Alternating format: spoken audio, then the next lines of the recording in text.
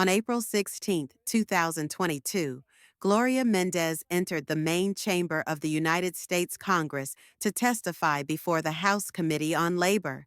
She wore a simple blue dress purchased the day before, her first new clothing in 3 years. Her hands, cracked from decades of cleaning and caring, gripped a worn leather purse containing her prepared statement. Just 8 months earlier, no one knew her name. She was simply the nice lady who cared for other people's aging parents, who cleaned their bedpans and administered their medications, who held their hands as they drifted between clarity and confusion. Now Congresspeople were rising to shake her hand. As the chairwoman introduced her, Ms. Gloria Mendez, advocate for domestic care workers. Gloria leaned toward the microphone. "Thank you, Madam Chairwoman," she began, her Dominican accent softening her words. "8 months ago, I was invisible. Today, I speak for 5 million women who remain unseen. We are the ones who care for your parents, who bathe your grandparents, who witness their final words. But today, we are asking, who cares for us?" No one expected what happened next. Her testimony would change federal labor law for generations to come. "My name is Gloria Mendez. This is the story of how I went from being invisible to becoming a voice that could no longer be ignored. Before I became the TikTok caregiver or the domestic workers advocate, I was simply the woman who arrived at 7 a.m. and left at 8 p.m., 6 days a week, to care for strangers with fading memories. For 14 years, I had worked as a home care aide for elderly clients with dementia and Alzheimer's. I fed them, bathed them, administered medications, monitored vital signs, and provided the companionship many no longer received from family too busy or too distant to visit regularly. I was part of America's invisible workforce, the 2.3 million home care workers who make it possible for the elderly and disabled to remain in their homes rather than institutions. Predominantly women, disproportionately immigrants and people of color, essential but undervalued. My daily routine was the same with Mr. Levinson as it had been with Mrs. Goldstein before him and Mrs. Chen before her. I arrived early, prepared breakfast, dispensed morning medications, helped with bathing and dressing. I kept the house clean, did laundry, prepared lunch, engaged them in memory exercises, accompanied them on short walks, prepared dinner, helped them prepare for bed, then traveled 2 hours by bus and train back to my shared apartment in Newark. For this, I earned $14.25 per hour. No benefits, no paid sick leave, no health insurance, no retirement plan. When I fell ill with COVID in 2020, I lost 3 weeks of income. When Mr. Abramson's family decided suddenly to move him to a facility, I lost a client with no notice or severance. This was normal in my world. We were disposable, interchangeable, forgotten, except by those who depended on our care. Until the day Emily Richardson, daughter of my client Rebecca Richardson, decided to share a moment she had witnessed between her mother and me. The 47-second video showed nothing extraordinary. Just me sitting beside 82-year-old Rebecca, gently brushing her hair while singing a soft Dominican lullaby. Rebecca, who rarely spoke coherently anymore, was humming along, her eyes peaceful. Emily's caption read, "My mother doesn't recognize me anymore, but she lights up for Gloria, who treats her with more dignity than I've seen in any medical facility." These women make $15 an hour with no benefits to do what most of us can't or won't. How is this right? Within 24 hours, the video had 2.3 million views. Within a week, it had 18 million. And suddenly, I was no longer invisible. I came to the United States in 2006 from the Dominican Republic. I had been a nurse in Santo Domingo, but my credentials weren't recognized here. Like many immigrants, I took what work I could find, first cleaning hotel rooms, then as a home health aide after completing a 6-week certification course.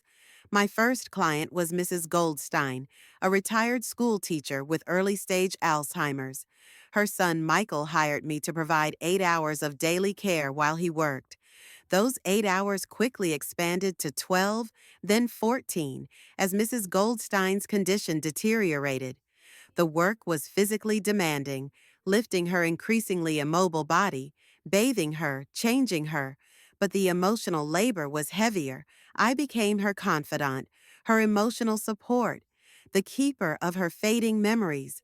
When she no longer recognized Michael, I was the one who comforted him as he grieved the mother who was physically present but mentally disappearing.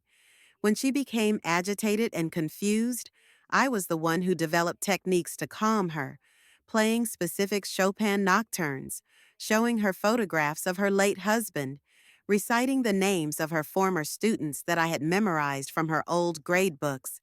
I stayed with Mrs. Goldstein for 4 years until her passing. I held her hand as she took her final breaths. I straightened her room after the funeral home took her body. I hugged Michael as he sobbed against my shoulder. He wrote me a beautiful reference letter. He gave me a $500 bonus. He moved on with his life. I moved on to the next client, and the next, and the next. Each one presented different challenges. Mr. Chen had vascular dementia that caused sudden mood swings and occasional violence. Mrs. Abramson was physically mobile but cognitively vacant, prone to wandering. Mr. Levinson was fully lucid but physically incapacitated after a stroke, his brilliant mind trapped in an uncooperative body. I adapted to each one, learned their histories, their preferences, their triggers, became whatever they needed: nurse, housekeeper, companion, therapist, surrogate daughter, surrogate wife. The families rarely saw this work. They saw clean houses and well-fed parents. They didn't see the emotional toll of loving people who are slowly disappearing. They didn't see the physical strain of lifting adult bodies. They didn't see the complex medical monitoring I performed, tracking medications, noting changes in cognition, preventing bed sores, ensuring proper hydration. To them, I was just the help. In 14 years, only 3 families invited me to their holiday celebrations. Only 2 sent me birthday cards. None knew that I had left my own 2 children in the Dominican Republic with my mother, that I sent half my earnings home each month, that I saw them only once every 2 years. None knew that I had been a registered nurse, that I had specialized in gerontology, that I had more clinical experience than many of the doctors who occasionally checked in on my clients.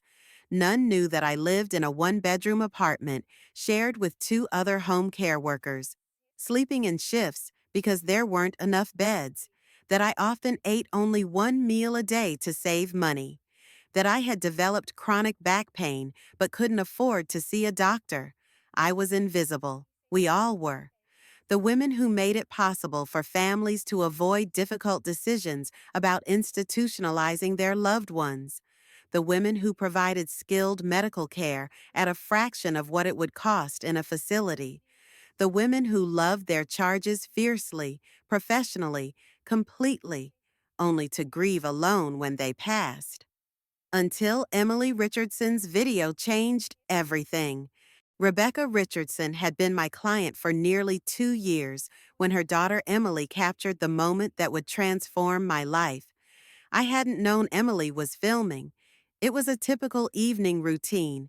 Me brushing Rebecca's hair while singing softly, preparing her for bed.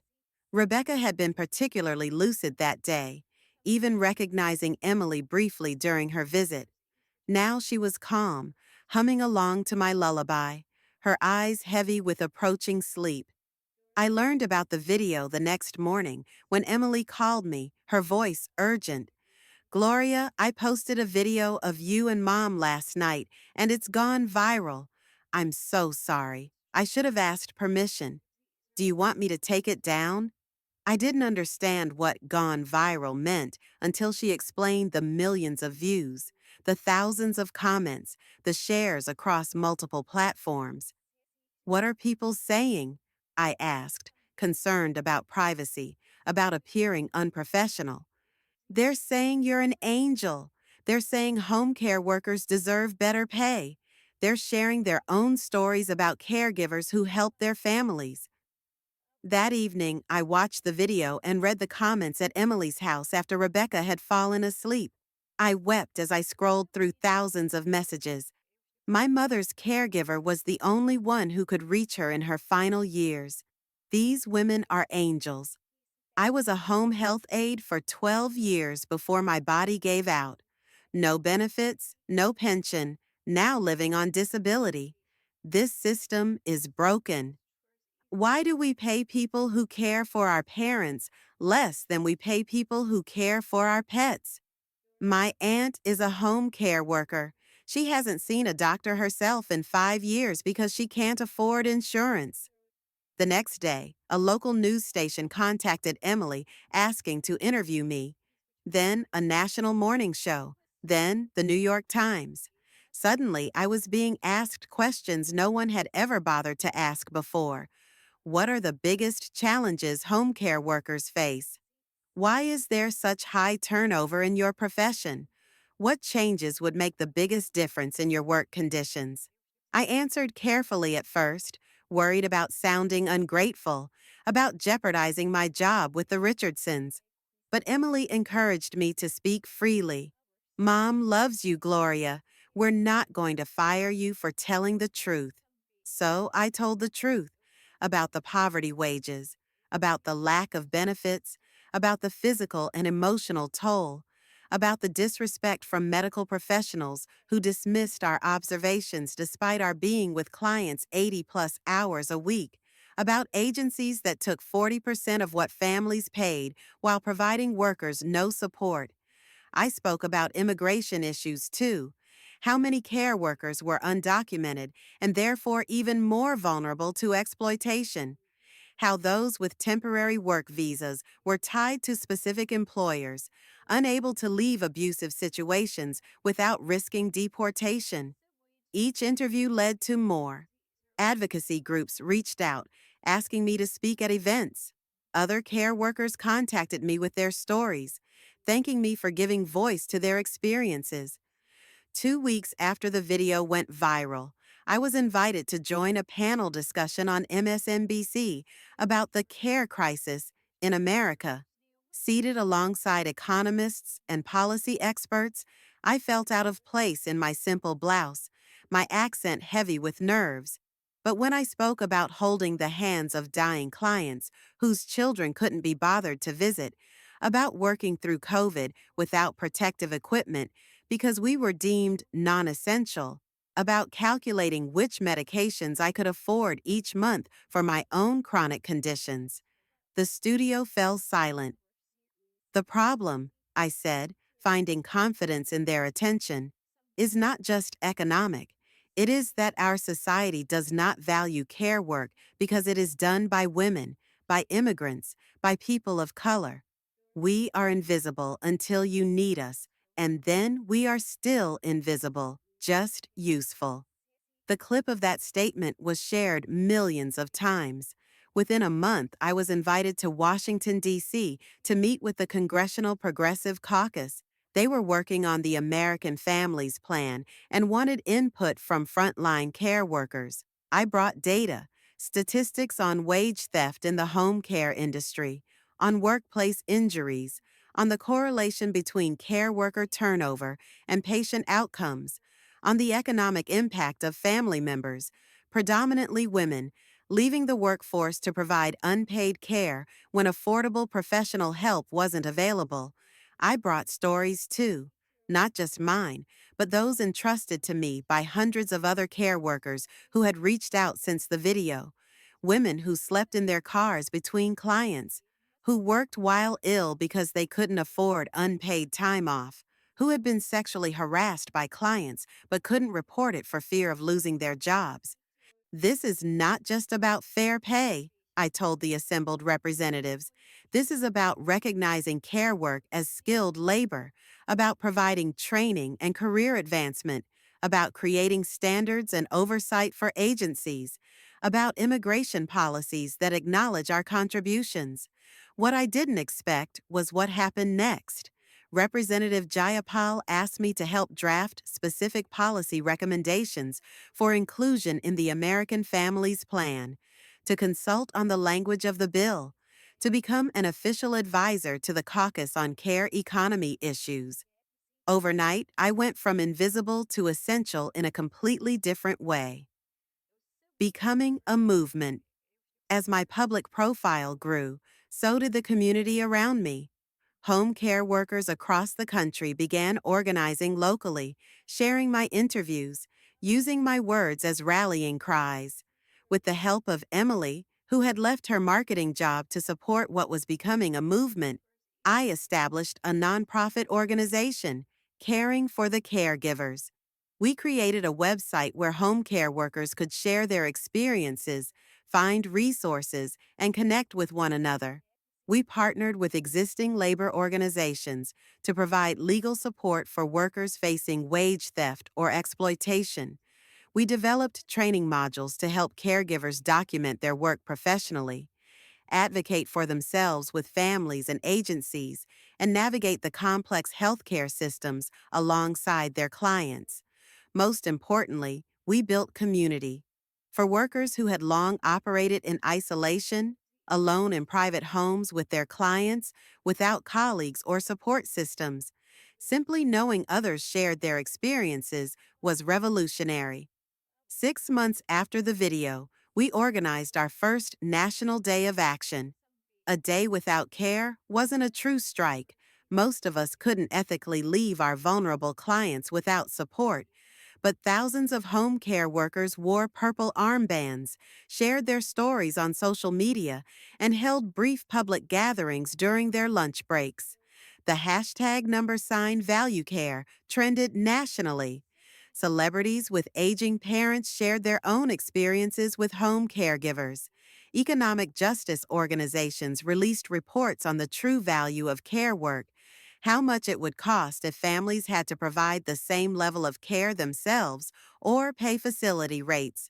Major media outlets began investigating home care agencies, exposing exploitative practices.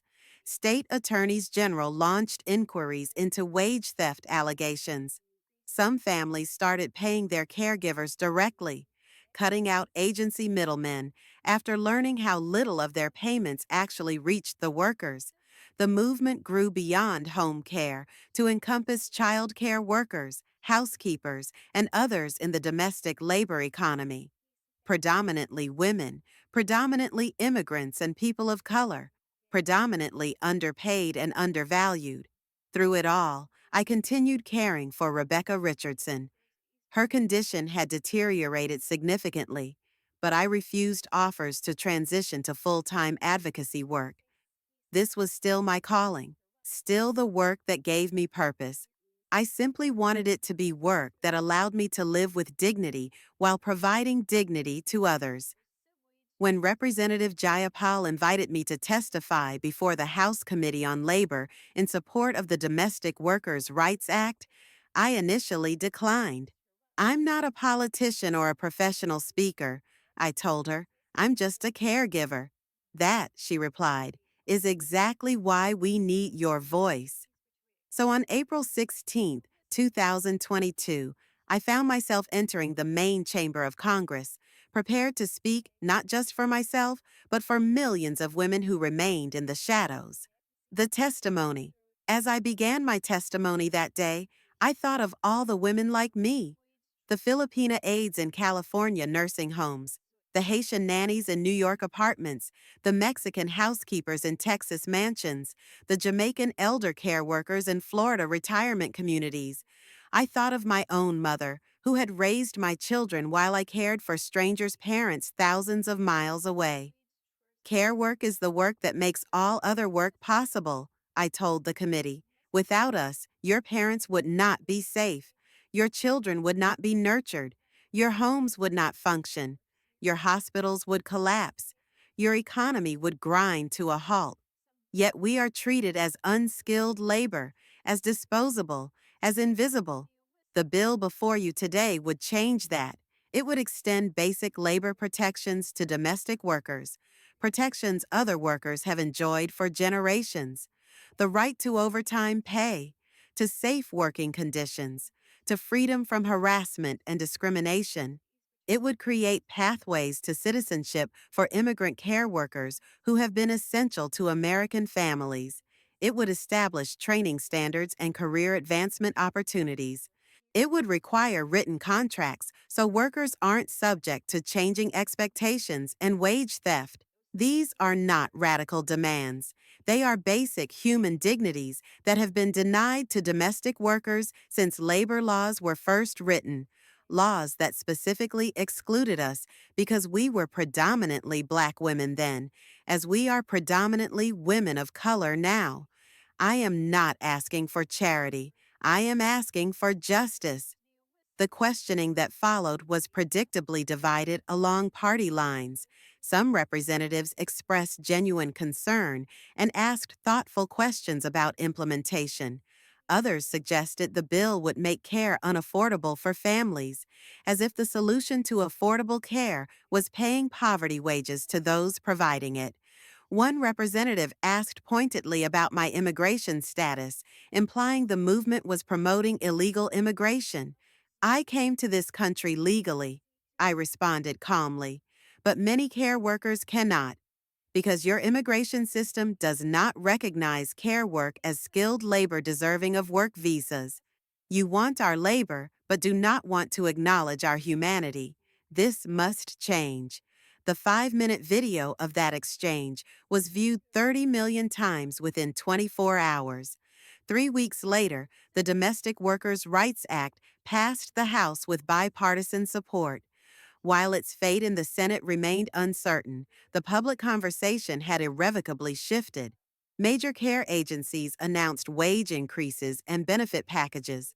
State legislatures introduced their own domestic worker protection bills. Unions stepped up organizing efforts among home care workers. Families started support groups to advocate alongside caregivers rather than in opposition to them. And I, the woman who had been invisible for 14 years, found myself recognized everywhere I went. In grocery stores, on buses, in waiting rooms, people would approach hesitantly, often with tears in their eyes. You cared for someone I loved, they would say, even though we had never met. They meant, you represent those who did. You speak for those we never properly thanked. You remind us of our own mortality, our own dependence, our own need for care. Rebecca Richardson passed away peacefully in her sleep on November 12, 2022. I had been with her the evening before, singing the lullaby that had started this journey while brushing her hair one last time.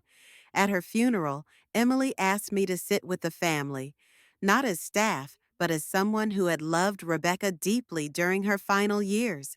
It was the first time in my career I had been acknowledged this way, as an essential part of a client's life, not just a service provider.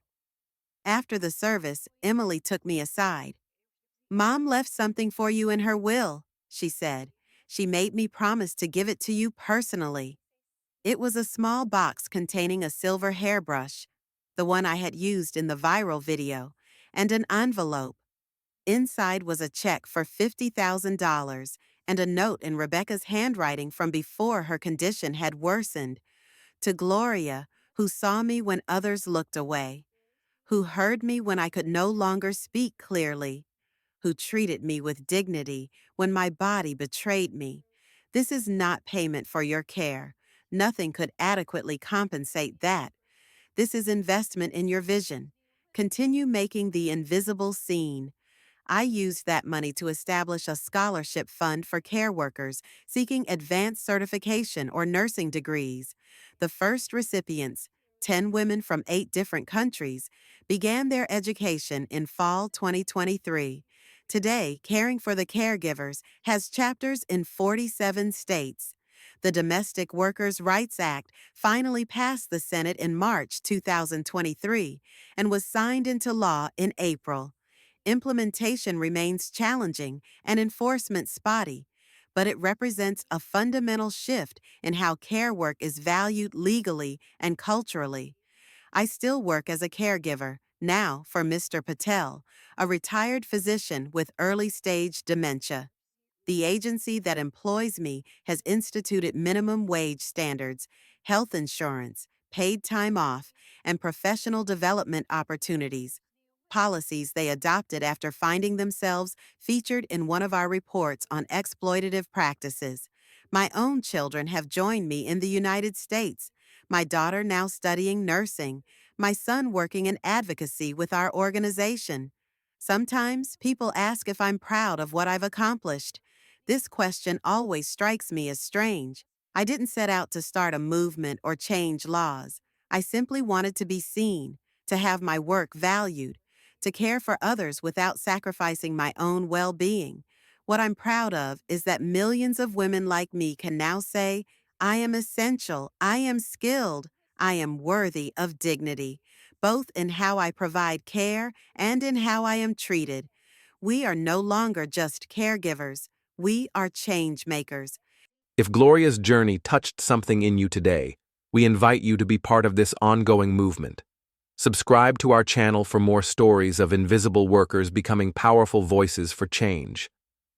Next week, we'll share the remarkable journey of migrant farm workers organizing for basic safety protections in California's Central Valley. Share this video with someone who has been touched by a caregiver's compassion, or someone working in the care economy who needs to know they're not alone. Comment below. Have you or your family relied on home caregivers? What was your experience? If you're a care worker, what changes would make the biggest difference in your profession? For families currently navigating elder care, check the description for resources on finding ethical care agencies and supporting caregivers directly. Remember, care work makes all other work possible. When we value caregivers, we create a society that truly values human dignity.